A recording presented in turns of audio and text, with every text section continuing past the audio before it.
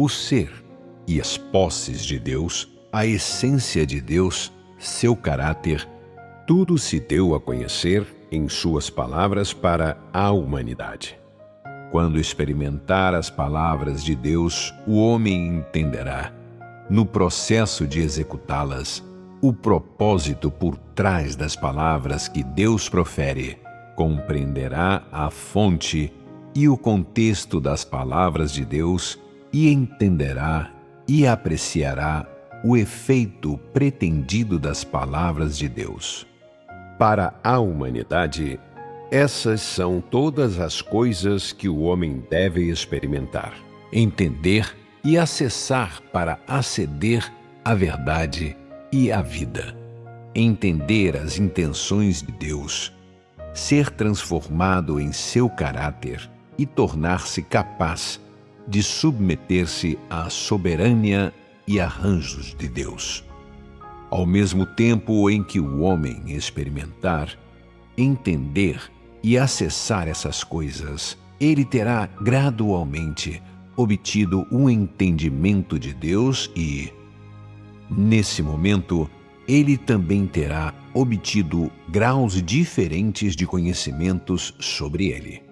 Esse entendimento e conhecimento não vem de algo que o homem imaginou ou compôs, mas do que ele aprecia, experimenta, sente e corrobora dentro de si.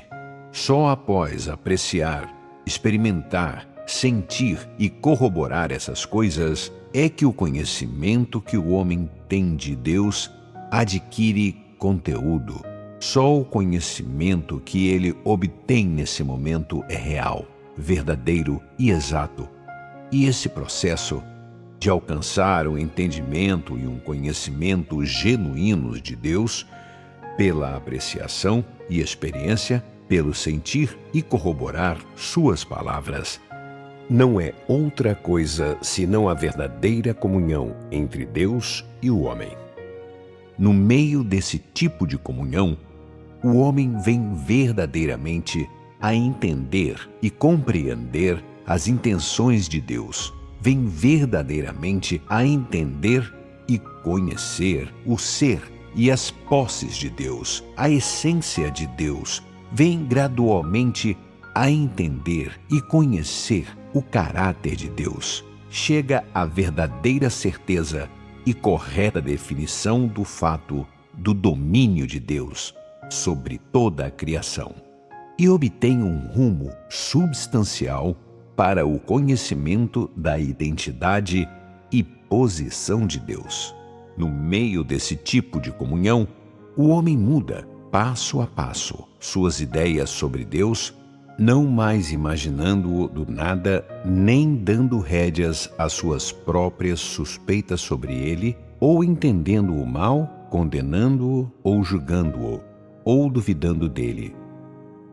Em consequência, o homem terá menos debates com Deus, terá menos conflitos com Deus, e haverá menos ocasiões para que se rebele contra Deus.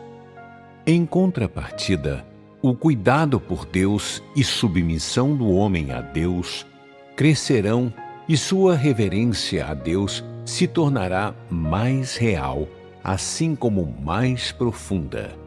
No meio desse tipo de comunhão, o homem não somente alcançará a provisão da verdade e o batismo da vida, mas, ao mesmo tempo, alcançará o verdadeiro conhecimento de Deus. No meio desse tipo de comunhão, o homem não somente será transformado em seu caráter e receberá a salvação, mas, ao mesmo tempo, também adquirirá a verdadeira referência e adoração de um ser criado para com Deus. Tendo tido esse tipo de comunhão, a fé do homem em Deus não mais será uma página em branco, ou uma promessa oferecida da boca para fora, ou uma forma de busca cega e idolatração. Somente com esse tipo de comunhão, a vida do homem crescerá em maturidade dia após dia, e só então seu caráter gradualmente será transformado. Sua fé em Deus passará, progressivamente, de uma fé incerta e vaga a uma genuína submissão e cuidado, a uma real reverência. O homem também, em sua busca por Deus, gradualmente progredirá de uma instância passiva para uma ativa, de alguém que sofre a ação para alguém que age positivamente. Somente com esse tipo de comunhão, o homem chegará à verdadeira compreensão e entendimento de Deus, ao verdadeiro conhecimento de Deus. Porque a grande maioria das pessoas nunca entraram em verdadeira comunhão com Deus. Seu conhecimento de Deus para no nível da teoria, no nível das letras e doutrinas. Equivale a dizer que a grande maioria das pessoas, não importa quantos anos tenha crido em Deus, ainda está, no que diz respeito a conhecer Deus, no mesmo lugar onde começou, presa aos fundamentos das formas tradicionais de culto, com seus adornos de cores lendárias e superstição feudal. O fato do conhecimento de Deus pelo homem ficar paralisado no ponto de partida significa que ele é praticamente inexistente.